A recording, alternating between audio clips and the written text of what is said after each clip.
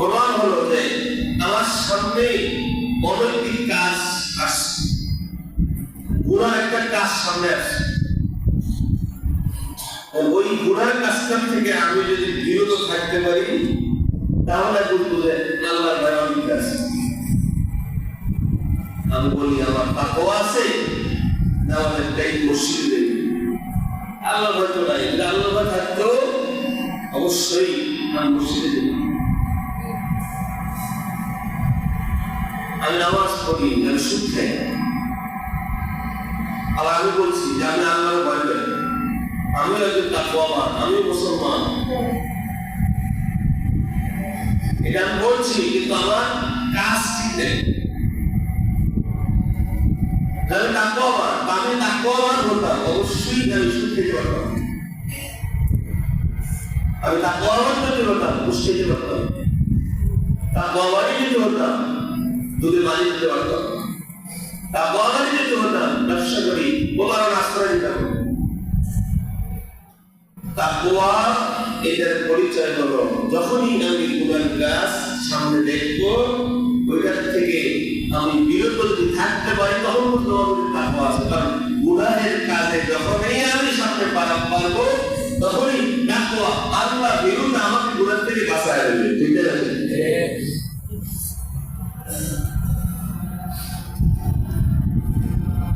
আর যখন নেকের কাজ সামনে আসবে, নেকের কাজ সামনে আসবে তখন আমি ওই কাজটা করবো। এটার নাম হলো তাকওয়া। সামনে গুনার কাজ আসলে বান্দা ছেড়ে দেবে, নেকির কাজ সামনে আসলে বান্দা ধরে নেবে, ছাড়বে না, সে হলো তাকওয়া। আমার আল্লাহর ভয় আছে, আল্লাহর ভয় আছে। দুনিয়ার কাউরে ভয় পাই না, আল্লাহর ভয় পাই। দুনিয়ার কাউরে ভয় পাই না, আসলে এটাই তো হওয়ার কথা। মুমিনের দিলে একমাত্র ভয় থাকবে কার?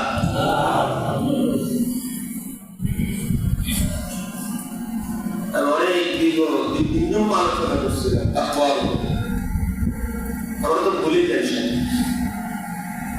ভুলে যায় কিছু কিছু কথা, কারণ কোন কোন কাজগুলো করলে অন্তরে তাকওয়া আসে এর উপরে সম্পূর্ণ আলোচনা করছি। আল্লাহ পাক কোরআন কারীমে যেই জায়গায় তাকওয়ার কথা বলছেন ওই জায়গায় আবার কোন কাজটা করলে তাকওয়া বাড়বে সেটাও বাড়ি বলছে।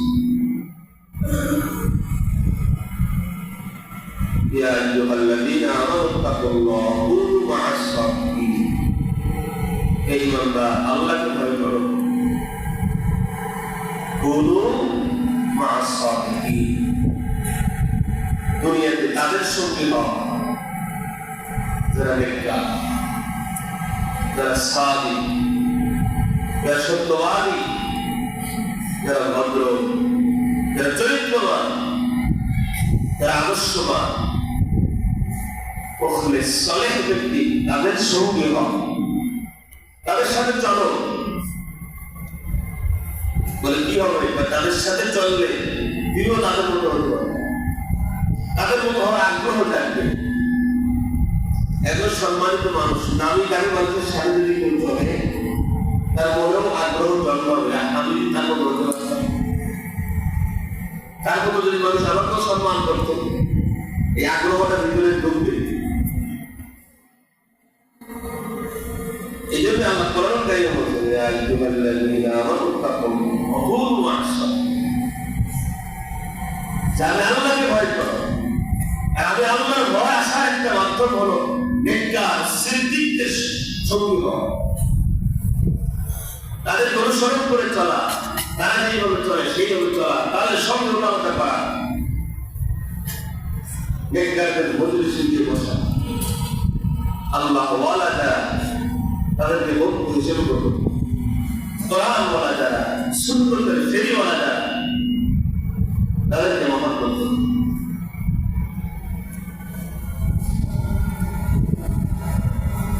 তাকওয়া নামটা সহজ কিন্তু গুণটা অনেক বড়। আল্লাহ আমাদেরকে তাকওয়াবান বানিয়ে দেন, বলেন আমি।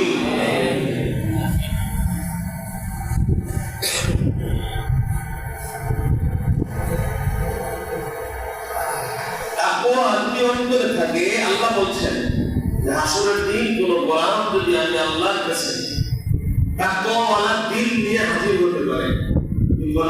কতজন বলছিল এই পরিচ্ছন্ন দিলের বদলাই মালিক বান্দাকে মাফ করে জান্নাত দেবে। সুবহানাল্লাহ। বলে এই কথা মুফাসসিররা কেন বলছেন? তাকওয়াবান অন্তরে আল্লাহর ভয় নিয়ে গেলেই জান্নাত দেবে। নামাজ, রোজা, হজ, যাকাত এগুলো দিতে বলা যাবে না।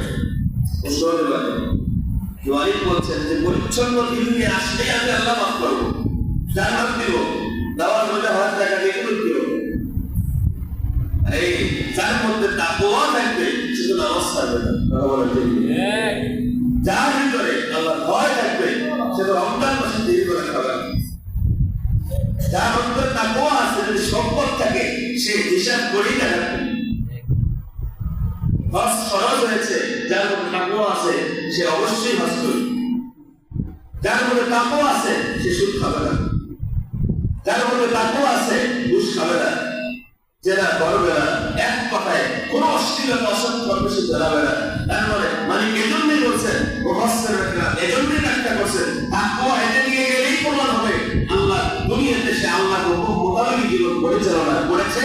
বলে কেন? এই কেন জবাব হলো তার মধ্যে ভয় ছিল কার?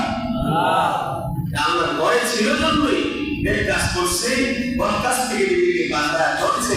আজকে মালিকের কাছে যখন পরিচ্ছন্ন দিন নিয়ে আসছে মানে পাপ করে জান্নাত দিয়ে দিবে। বলে কেন? বলে দুনিয়াতে যখন গেছে তখন দিন ছিল পরিষ্কার। আমার গোলাম যখন এই পরিষ্কার দিন নিয়ে আমি আল্লাহর কাছে আবার আসতে পারছে, এই জন্যই তাকে জান্নাত দিবে। সুবহানাল্লাহ। পৃথিবীতে মানুষ যখন আসে নিষ্পাপ হয়ে আসে। নিষ্পাপ শিশুর বাচ্চা যে আছে, বাচ্চা অন্তরে কোনো পাপ নেই। অন্তরে তাকওয়া যদি থাকে, যে তাকওয়ার কথা ওয়ালিদ বলছে, ওই বান্দাও নিষ্পাপ হয়ে আল্লাহর কাছে যাবে। আর আমাদের তো দরকার হয় না, একটা হলে যথেষ্ট। আল্লাহ পাক যেন আমাদের অন্তরে মালিকের পুঙ্খানুপুঙ্খ তাকওয়া আল্লাহর ভয় দান করেন, বলি আমিন। শুধু মুখে বলবো না, কাজে পরিণত করবো। আমার কনসেপ্ট মাথার মধ্যে ঢোকাতে হবে যে আমি যখন কোনো কথা বলবো, এই কথার দ্বারা আমার মালিক রাজি কিনা, আমার মালিক খুশি থাকবে কিনা। আমি তো মুমিন, আমি তো আল্লাহর গোলাম। এই কথা বলার দ্বারা আমার মালিক কি অসন্তুষ্ট হবে? যদি দেখি কথা বললে আমার আল্লাহ নারাজ হয়, তাহলে ওই কথা আমি মুমিন হিসেবে কখনই বলতে। আমি একটা কাজ করবো, এই কাজ করলে মালিক যদি অসন্তুষ্ট হয়, ওই কাজ আমার দ্বারা করা যাবে। আমার দ্বারা যদি এই কাজ সংগঠিত না হয়, কারণ আমি তো আল্লাহর গোলাম। ব্যবসা করবো, এই ব্যবসার কথা আমার মালিক দ্বারা করবে। এক কথা এভরিথিং যে কোনো সামনে করতে গেলে আমার আল্লাহ খুশি দিবে, আল্লাহ খুশি, ব্যাস। যে কাজ সামনে আসবে আল্লাহ নারাজ, যত বড় ক্ষতি হোক, কত সম্মানিত হোক, ওই কাজটা আল্লাহ আমাদের গুণ দান করেন, বলেন আমিন। আজকে দুনিয়ার সম্মান অর্জনের জন্য তাকওয়া বিসর্জন দিচ্ছি, ওরা বলেন ঠিক না? দুনিয়ার সম্মানের জন্য আমরা তাকওয়া বিসর্জন দিচ্ছি, এমনকি ঈমান পর্যন্ত বিসর্জন দিচ্ছি।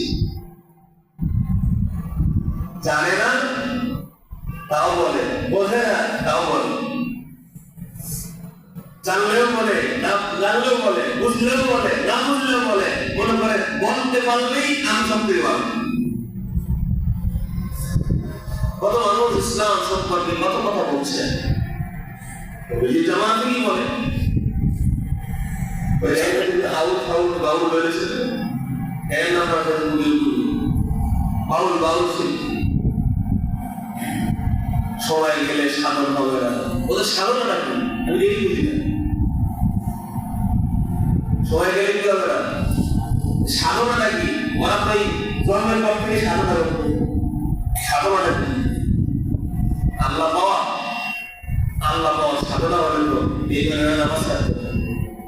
কথা বলো ঠিক না? নামাজ নাই, রোজা নাই, সারাদিন টিন ঘর রান্না ডালে, আর এরা আসে আলেমদের গেছিলাম ওই একটা দশের আদর্শটা, হ্যাঁ,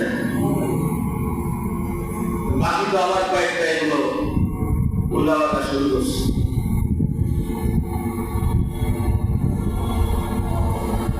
শুধু ওদের কথা না, আমাদের মধ্যে অনেক মানুষ আছে পাঁচ নামাজ পড়ে, ইসলাম সম্পর্কে নলেজ নাই, কিন্তু ভুল করে এমন একটা কথা বলছে দেখে বউ তালা পাই খবরই নেই। একজন মুসলমান যখন এমন একটা কথা বলে, এই কথার দ্বারা ঈমান চলে যায়, এই কথা যদি বলে ঈমান যাবে, সাথে বউ হবে, তারা বলে কেন? সে ইসলাম ধর্ম মোতাবেক বিয়ে করেছিল, যখন সে এই কথা বলছে ঈমান যখন চলে গেছে, সে ইসলাম থেকে বের হয়ে গেছে, ইসলাম থেকে যখন বের হয়ে গেছে, বিয়ের যে কাগজ আছে এই কাগজ